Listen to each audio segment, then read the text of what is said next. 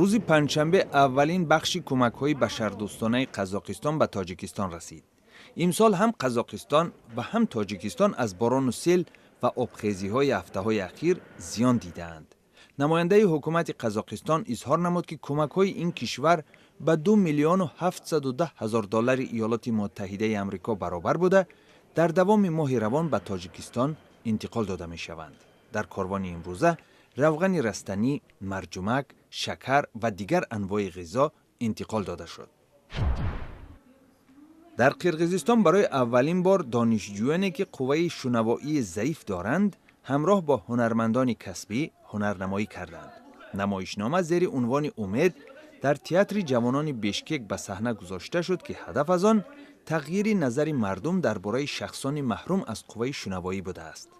در قرقیزستان آنها امکان خیلی کمی کار و یا شرکت در حیات فرهنگی داشتند.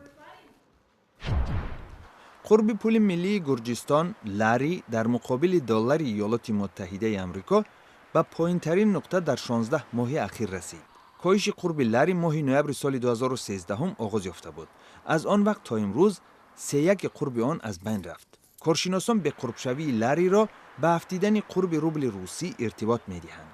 مردم گرجستان هرچی بیشتر از بالاروی نرخ غذا و مواد نیاز اولیه در تشویش می باشند.